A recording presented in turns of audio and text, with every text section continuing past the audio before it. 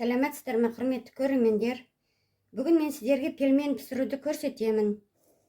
Ол үшін бізге мына ұн керек. Бір жұмыртқамен илеймін нанын. Бір 300 грамдай фарш алдым. Мен көбірек алсаңыз да өзіңіз білесіз. Мен біраз ғана жасайын деп тұрмын, бір 3-4 адамға. Осындай 300 грамдай фарш алдым. Кішкене укроп қосам, қазір чеснок турап қосам. Одан кейін мынандай сүйектер алдым. Қазір осы сүйектің сорпасын шығарып алып, пельмендерімізді сол сорпаға пісірамыз. Сол кезде пельмендеріміз өте дәмді болады. Мінекей құрметті көрермендер, мен су құйып алдым, газдың астын жағып қойдым. Енді мына сүйектерді жолған, өстіп суға салып, бір сағат, 1,5 сағаттай қайнатамын.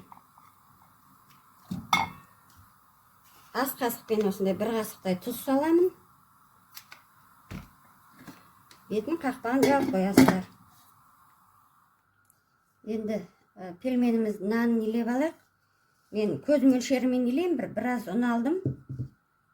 Кішкене су алдым. Салқындау су.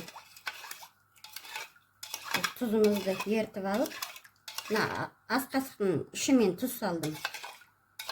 Тұзымызды ертіп алып,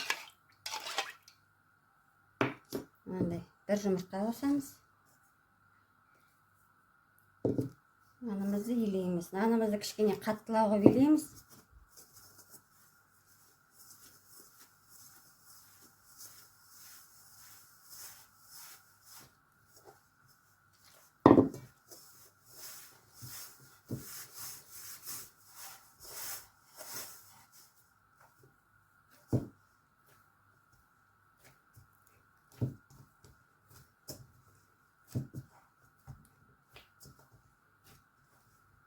Кішкене 5 минуттай осылай басамыз үстінен нанымызды. Ең қандырып.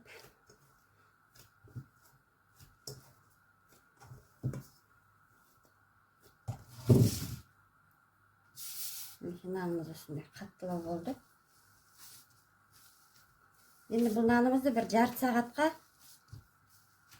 бұқтырып қойып қоямыз.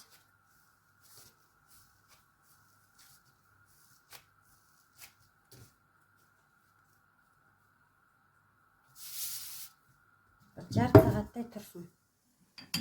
Етіміз қайнады, көбігін алып тастаймыз.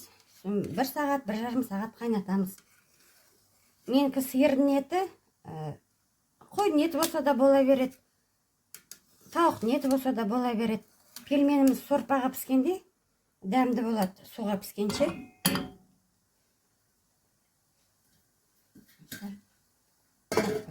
Енді ішіндегі фаршына қосатынымызды дайындап аламыз. Фаршқа бір чай қасықпен 1 қасықтай тұз салам. Чай қасықпен жарты қасықтай бұрыш салам. Кішкене укроп қосам. Қоспасаңыздар да болады, бірақ укроппен дәмді болады.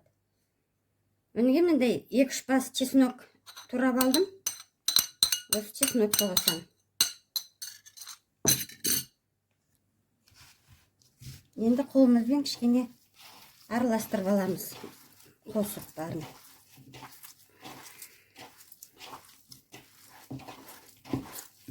Нанымыз бұғып тұр, жарты сағаттай болды бұққанына. Қазір жайып, пельменімізді дайындай бастаймыз. Құрметті көрермендер, менің каналыма тіркеліп кетіңіздер.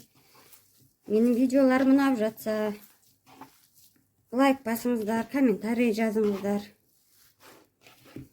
Келген көрермендерге алғысым шексіз. Мінекей осылай ішіндегі фаршын дайындап алдық.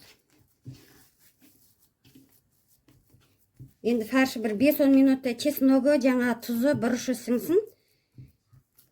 Оғынға дейін нанымызды жайып аламыз. Енді нанымызды жаямыз.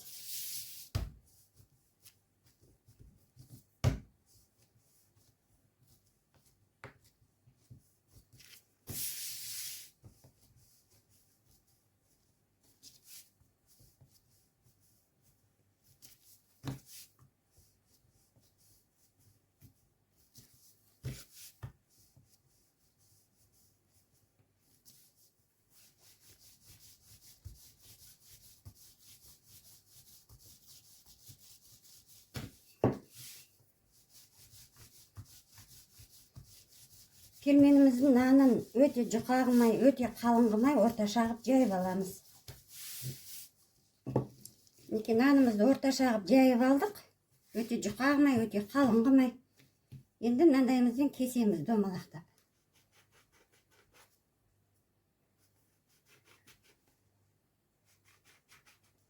Осылай барлығын кесіп аламыз. Міне домалақтап бәрін кесіп алдық.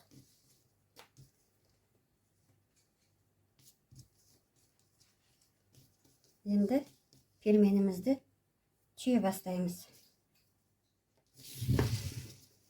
Енді жаңа дайындап қойған фаршымызды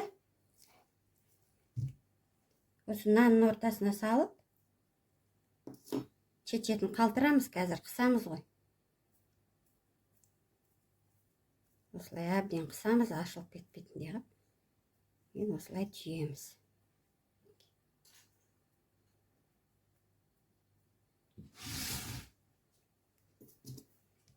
Тағы да бір-екеуін көрсетіп жіберейін.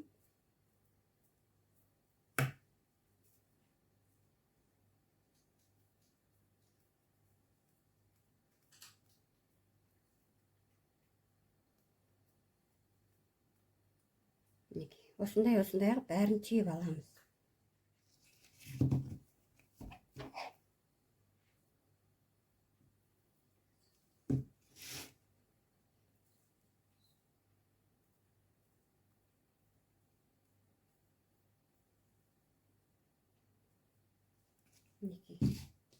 Пельменімізді түйіп алдық.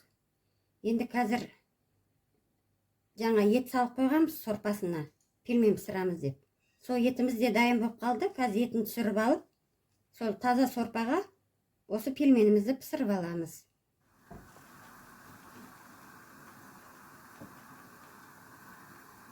Пельменімізді саламыз, сорпа қайнап жатыр.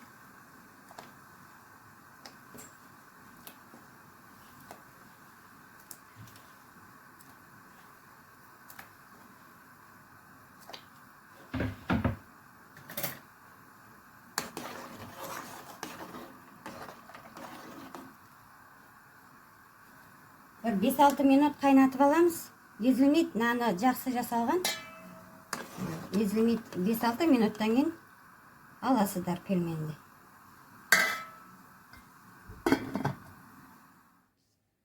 Мінекей, құрметті көрермендер, таза еттің сорпасына пісірілген пельменіміз дайын болды.